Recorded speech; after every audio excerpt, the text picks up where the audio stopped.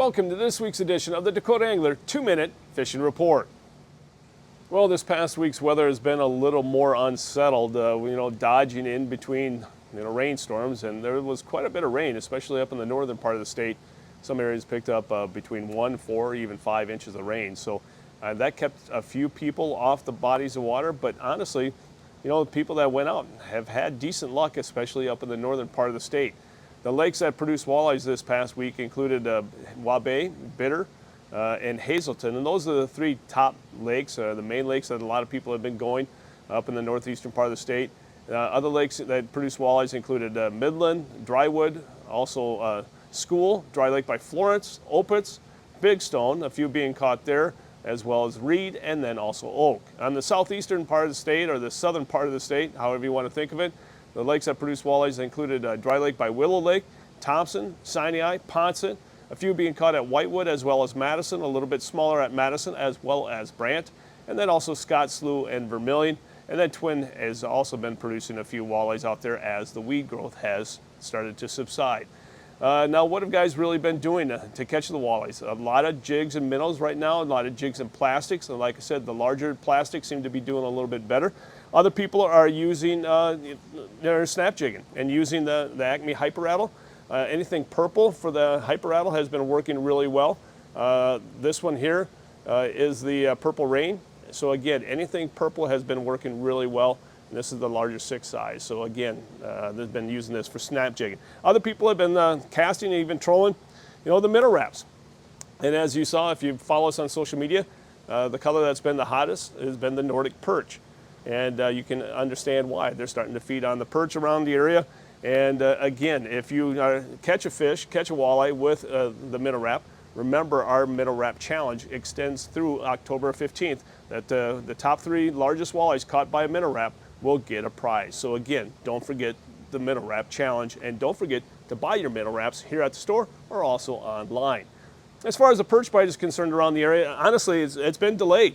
By this time last year, where a lot of people were catching plenty of perch, and it's not there. It's been, periods of a good bite. I can't say a hot bite or anything like that.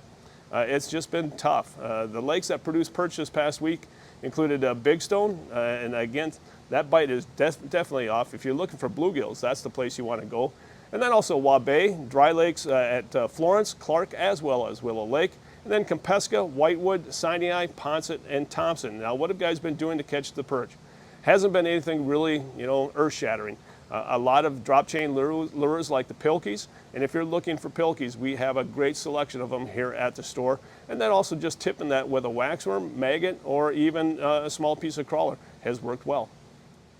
In this week's edition of Todd's Tackle Tips, we're going to talk about taking care of your catch after you catch it. A lot of times people think that there's nothing really special about preparing your catch in the proper manner compared to just cleaning it, gutting it, doing whatever, and then just preparing it the old-fashioned way. Well, honestly, there's a lot of tricks to making the most out of your catch, and one of them is to make sure you have a sharp knife. A lot of people have used the electric knives, and they're great knives like the Rapala R12, the Bubba fillet knives. I highly recommend them. I have one myself. And the whole key, though, is to making sure that you have a very sharp knife. A lot of people still use, the handheld fillet knife, and this is there's nothing wrong with them. The main thing, and this is the new Rapala Stealth FXF knife. Again, very sharp and very comfortable handle, and so I highly recommend them if you're looking for a handheld knife.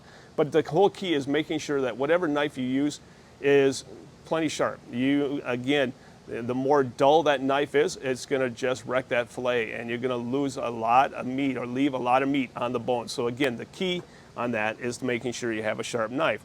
So then after that, then what do you do? Well, then you got to decide how you're going to prepare it.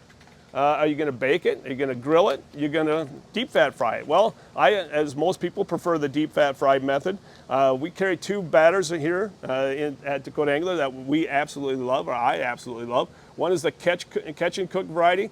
This is the spicy, and I like things a little bit more spicy than what my wife does, and so this is one I highly recommend. But they have 4 different brands, 4 different flavors, if you will. And then the other one is the Krager's. This is the extra crispy. So if you like a little bit more batter, a little bit more crunch to it, this is one that I also recommend. But either one of these batters, you're not going to go wrong. And the main thing is you need to follow the directions to make sure you take advantage of all the flavor in each of these batters. So again, that's the whole key. If you want to have a little bit more flavor, I highly recommend the Catch and Cook seasonings.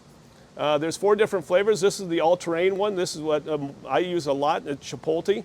Again, it just adds a little bit more kick to the filet, and you can also use this on chicken or beef or anything like that. But again, the whole key on all this stuff is making sure, however you do it, it starts with a sharp knife, and then it follows up with making sure that you take care of that catch. You don't want to have that filet sitting in the refrigerator too long. I always say, you know, the best thing is, the best tasting fish is with one that you eat right away. So again, if you have any questions about anything that you've seen here, or you need more batter or any of the seasonings or those fillet knives, stop on by here at the store. We'll be more than happy to help you, or check us out online at dakotaangler.com.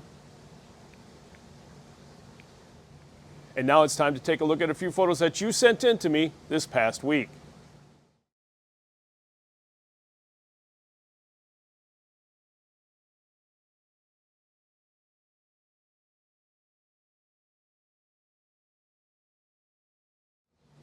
And remember, folks, if you'd like your photo included in next week's version of the 2-Minute Fishing Report, all you have to do is send it to me, and you can do so by sending it to todd@dakotaangler.com. And before we end this week's report, I want to remind you to mark your calendars for November 7th through the 9th for the Dakota Angler Ice Institute at the Sioux Falls Arena and Convention Center. Folks, if you are interested in anything ice fishing, that's the place that you want to be at. You're not going to find any better deals, prices, selection of equipment, you name it, over 100 vendors on hand for that weekend. So again, spread it to all your family and friends that ice fish, because November 7th through the 9th at the Sioux Falls Arena Convention Center, that's the place that you're going to want to be at. If you're a vendor and you want to put your product in front of thousands of people to sell, make sure you reach out to us. All you have to do is give us a call at 605-336-9132. Well, folks, that's this week's version of the 2-Minute Fishing Report for Dakota Angler. I'm the owner, Todd Heitkamp, and as we say around here, fish on! We'll see you next week. Thanks for watching, folks. I greatly appreciate it. As always, stay healthy and stay safe.